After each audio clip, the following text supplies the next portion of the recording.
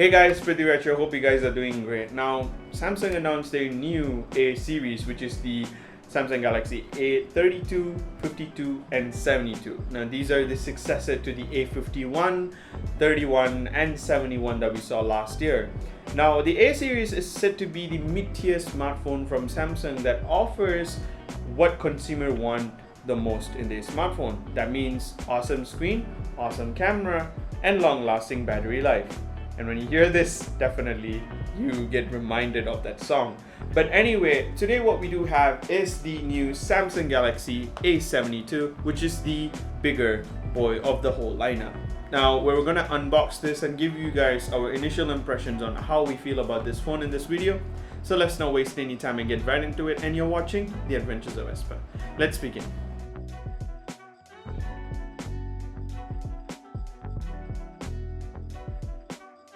Now, the unboxing experience is a lot more simple, and obviously the first thing you're going to ask, is there a charger inside this box? Yes, because this box is much more thicker than the S series counterpart that we saw without a charger, so that means you will definitely get a charger. Once you do open it, you do get some instruction set and manual in this small box that's hidden at the bottom right here. Let me just pull that for you. There we go. So in this particular box, we do have some user manual. Unfortunately, this time around, we do not get a casing. So if you're planning to pick up the phone, make sure to get a casing while you're at it. Now, once that's done, you have a SIM pin ejected tool right here. And for you to use the SIM card and replace your SIM card in it, we have the phone right here. Let's get into it later. I'm just gonna keep that aside. By the way, we have it in black. And what do we have here next is the charger. So we get a USB type C to C cable, because the C to C cable is an interesting charger.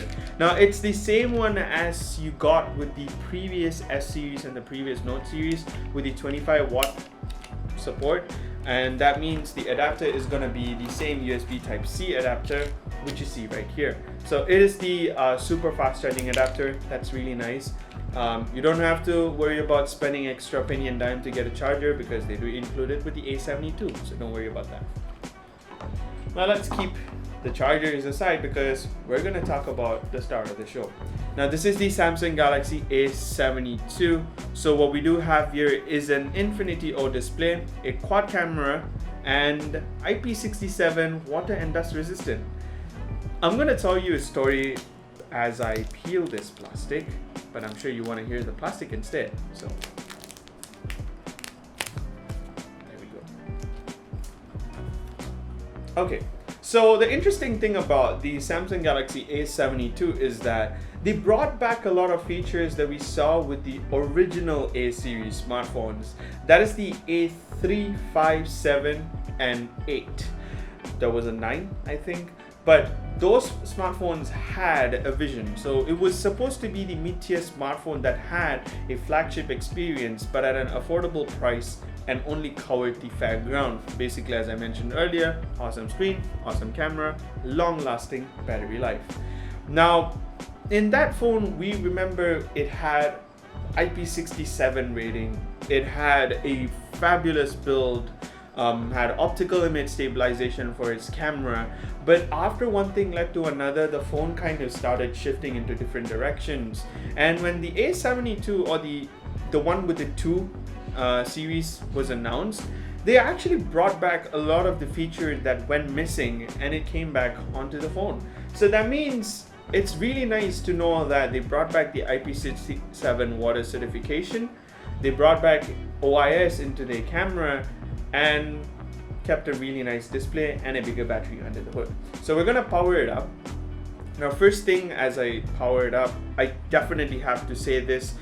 Their idea to go for a matte finish on the back is really smart, because obviously it's gonna avoid a lot more fingerprint magnet and stuff. It still attracts a little bit more fingerprint, but it isn't as obvious as a glossy finish. Now, take in case, I do have the Samsung Galaxy S21 Ultra with me. This one has a matte finish as well, so it's kind of close. Unfortunately, this is a plastic backing, but it doesn't bother me too much because it's still nice to hold and it feels really nice. Because as the form factor says, it's more or less the same as the S21 Ultra. But anyway, once you do power up, you do get greeted by this beautiful screen on the front, and you have the Infinity O camera cutout. What I don't like about the Infinity O camera cutout is that there is this silverish ring on it this time around, so the camera sticks out like a sore thumb. I'm sure a lot of people might feel the same way. I don't know what's the significance behind this particular thing, but I hope Samsung actually had a good thing in their mind when they did this. But one thing that I really like about this particular smartphone is actually the SIM tray. So you do get a primary SIM support, and you also get a secondary SIM slot, and you also get a SD card support. So that means, there you have it. So this is a primary SIM card. This is a hybrid SIM tray, so which means you get to choose either a SIM 1 or a SD card. Now the SD card can support up to 1 tera, so that's really good to have. Another thing is that since a few telcos in Malaysia support eSIM, you could perhaps activate your eSIM and use the second SIM in their first slot and have 2 numbers again. That should technically work, but we will definitely try it and let you know in the days to come. Now, without wasting any more time, let's just get into the specification of this phone, and let me cover the 3 main things of this phone. Awesome screen, awesome camera, long-lasting battery life. Starting off with the screen, we have a 6.7-inch Full HD Super AMOLED 90Hz display on the front. That's a really good display on a mid-tier smartphone. That means you can have the high refresh rate experience on a mid-tier right now, and rated at 90 Hz, it's still a really smooth and pleasant experience that you can have. And the Super AMOLED display should give you really good colors to watch, and with the new 800 nits display, that means using it under bright sunlight is gonna be no issue at all, so that's really nice to have. Now moving up to the next one is the awesome camera. On the back you do have a quad camera setup. So what we do have here is a ultra wide, a main sensor, a telephoto, and a macro sensor.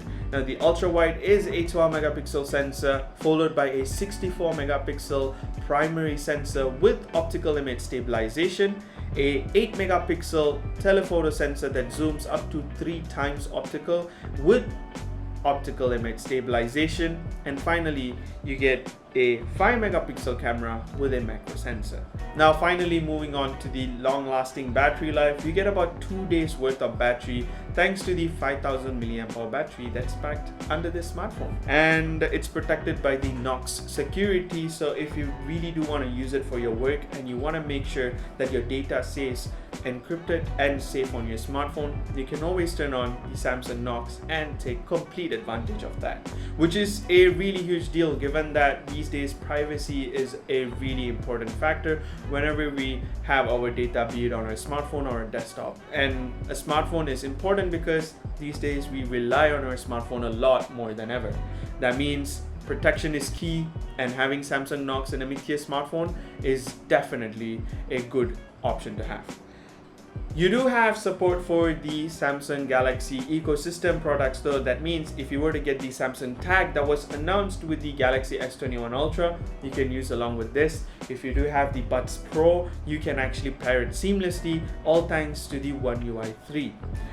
This, in my opinion, after touching this phone, after playing with this phone, I can definitely tell this is going to be a really huge hit, because if you were to look at last year's trend, the A series was widely popular and it also ranked #1 most sell smartphone globally, with the S20 reaching at the number 6th place if I'm not mistaken. But for what it's worth, the A series is definitely living up to its expectations so far. I like the display. The bezels aren't too obvious. It still has a decent number of bezel all over the side. The boxy shape gives a feel as if I'm holding a Note series, which is also nice. Unfortunately, the display isn't curved, so you don't have that immersive experience, but for what it's worth, it's a nice display to have. On the back, the matte finish is my personal favorite, and I like this new camera bump that goes all the way out and all the way in, and it feels like it's all part of the body. That's a really nice touch.